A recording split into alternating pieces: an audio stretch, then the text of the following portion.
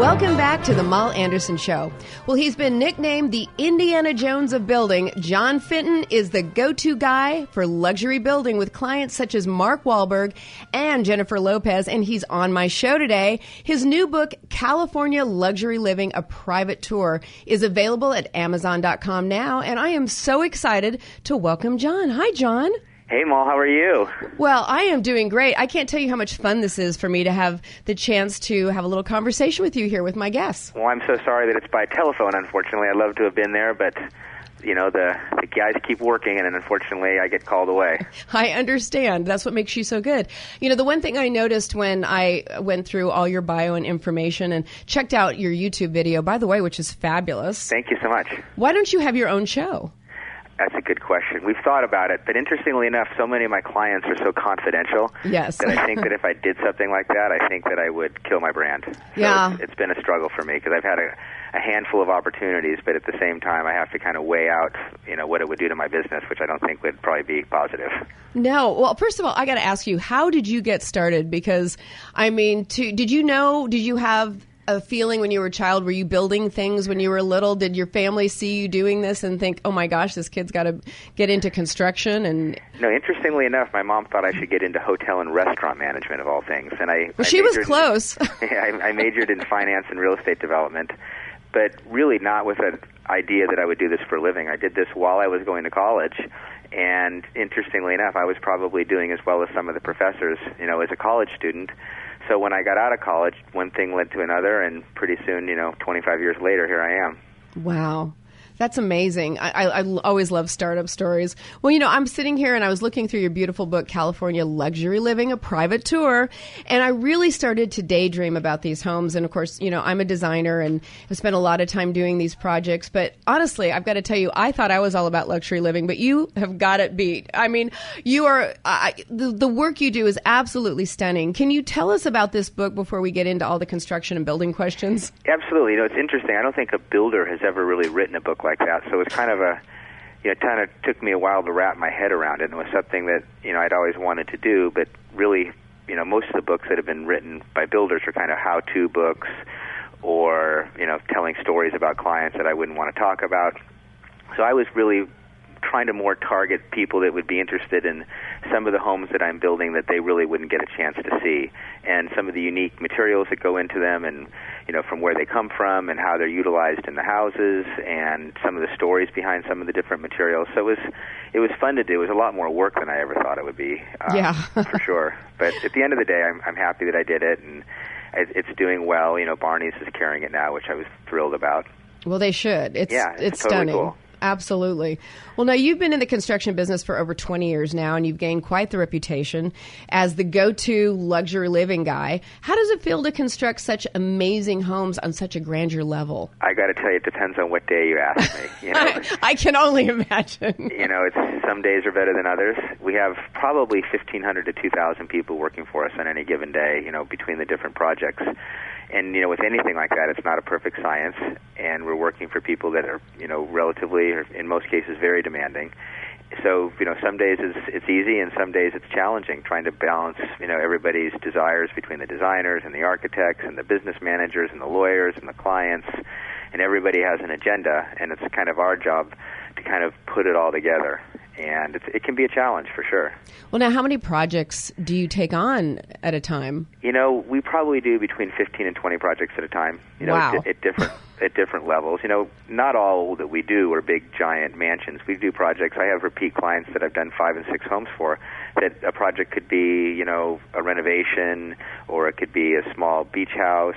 You know, we've done projects as, you know, even one celebrity client I had, I remodeled a closet for them while they were you know, away for a summer. So with a lot of our clients, we take care of whatever it is that they need. So sometimes 20 projects, you know, not all of them are giant houses. So it really kind of depends on, you know, what their desires are. And we like to think that once somebody, you know, gets in the family, that we, you know, I tell them, I'll change a light bulb for you, whatever it takes. Right. You know, we want to take care of you.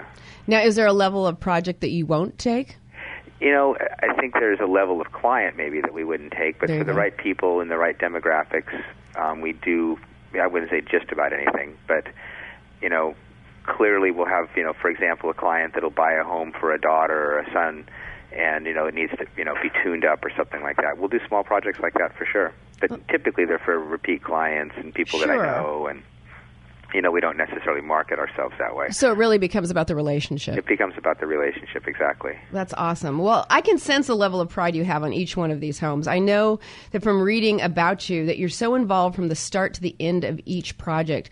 How important is it for you to see through the entire project all the way to when you close the door and you leave? It's totally important. I say it's like having a good dinner and a bad dessert. And it seems at the end is what everybody remembers, meaning that you can have a great process, and at the end of the day, if it takes too long or costs too much, even in their perception, which may not necessarily be the reality, but for whatever reason, it's important that you really see the thing through, and in some cases are able to maintain the project as well. That we inherit these jobs, sometimes almost for a lifetime. We have clients that I've worked for 20 years. So, in some cases we're doing the maintenance on the homes, and, literally if it's an offshore client, right down to getting groceries for them when they show up.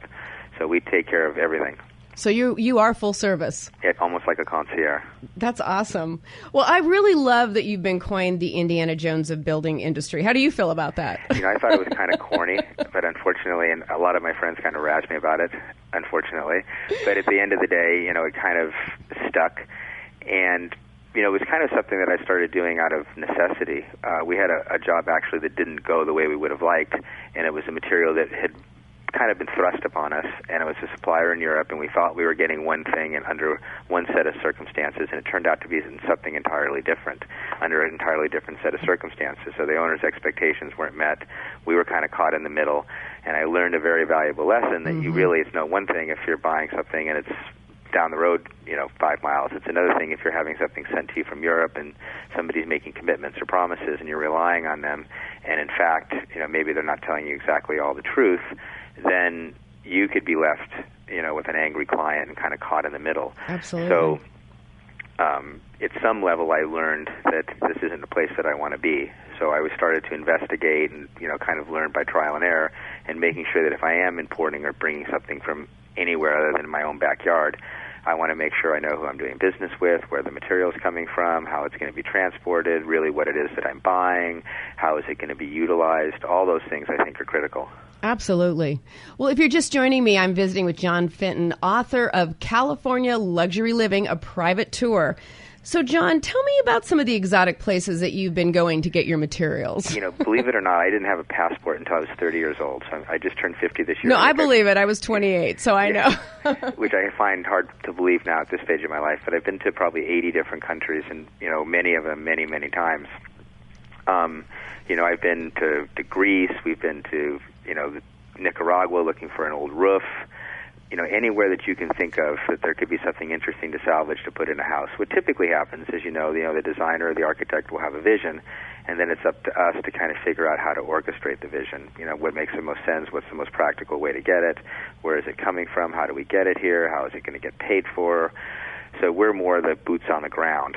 And clearly, again, you want to make sure that you know who you're doing business with, and how it's going to be shipped to you, and it's not going to be damaged, and it's going to show up when it's supposed to show up. And, the handful of times that I haven't kind of micromanaged that process, it usually doesn't turn out well. So, right. I've become kind of a micromanager, and thus the traveling.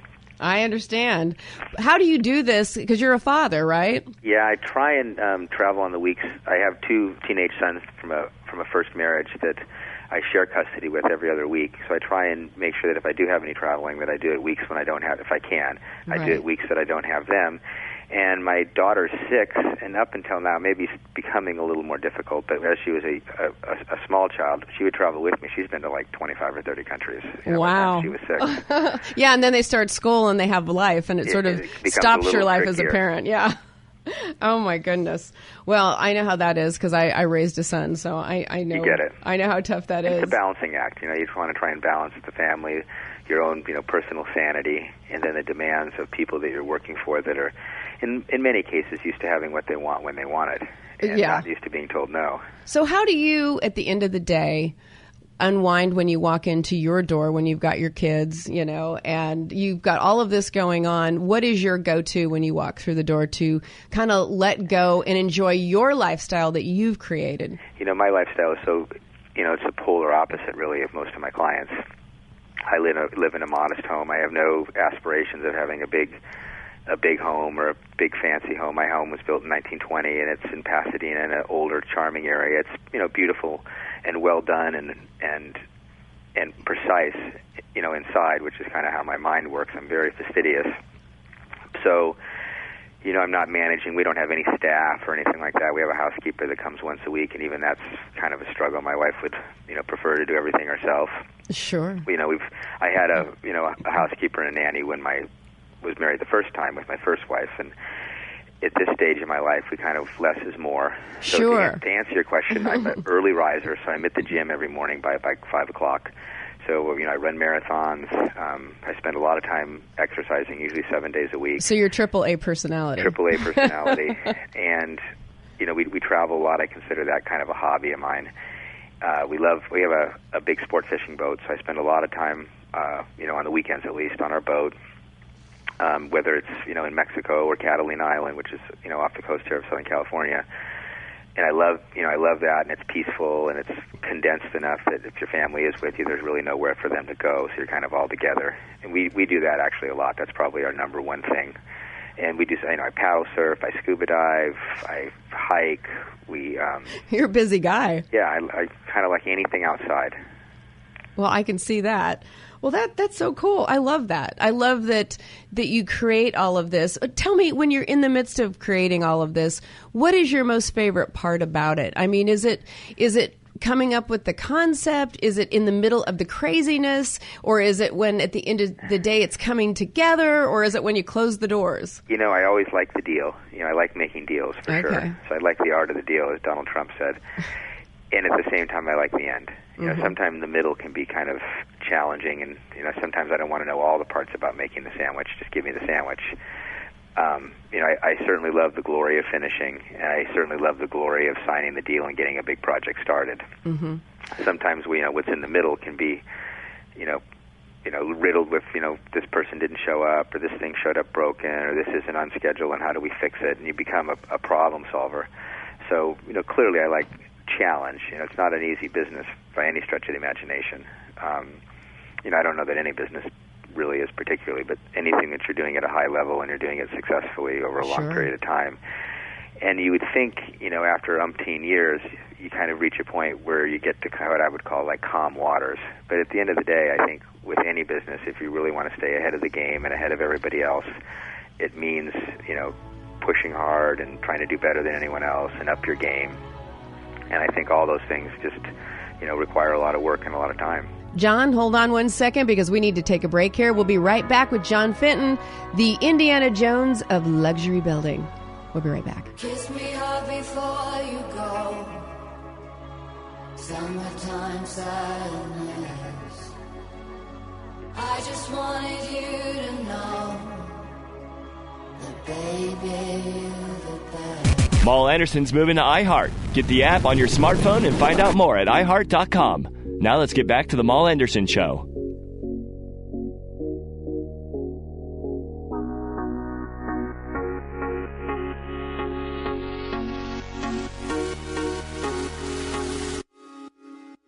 You don't have to look like a movie star. Oh, I think you're good just the way you are.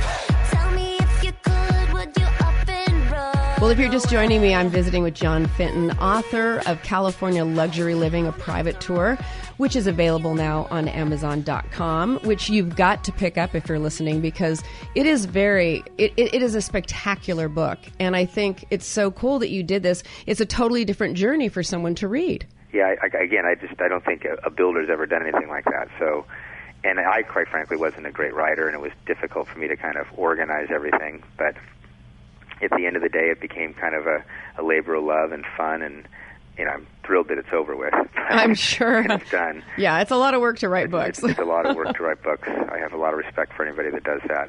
But again, you know, I would do it again.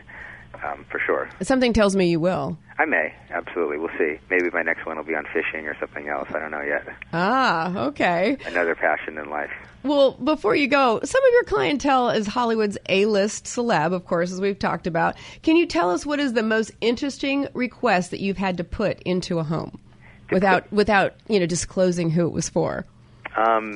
We've bought stone that, allegedly Christ walked on in Israel that was salvaged from an old building. Oh, that's pretty cool. Which I really kind of, question whether or not that was the case historically. But right. Who knows? But they seemed to like it, and it was worth them paying a lot of money for it. So we're happy to, try and figure it out for them. And I thought that was interesting. And probably the wildest thing that anyone's ever asked me to do is we did some consulting for a family in Europe where we worked with their contractor. And they, and again, like I mentioned, we're kind of a concierge. I've had all kinds of crazy requests.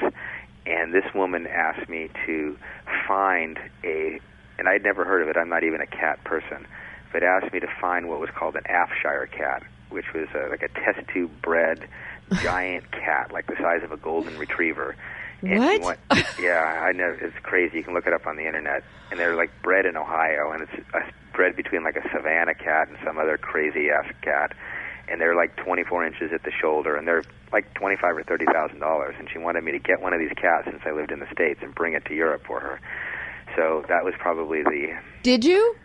Interestingly enough, there was all kinds of quarantine issues, and I think she was hoping that I would try and smuggle this cat for her. Yeah. Which I clearly wasn't willing to do. I was fine with researching it and finding where to buy it and transferring the money, but I wasn't comfortable sticking it in my suitcase and trying to get it across, in an airplane. Oh, gosh. But, I've had some crazy requests like that for sure. Wow. Well, I'm glad you didn't try to smuggle that cat in. Yeah, that could have gone badly as well. Very badly. Very badly. We just have a couple seconds left, but I just, a lot of my listeners will probably, they aspire, some of them do, to have big, beautiful mansions someday, and some are happy with where they are. We've got a little bit of everybody listening, which I love. Can you share maybe just 5 of your top tips that you would give someone when building their own home or remodeling that would give them a more luxurious feel? Interestingly enough, what I try and tell people is sometimes be careful what you wish for. Some of these homes are more expensive to maintain than you would think.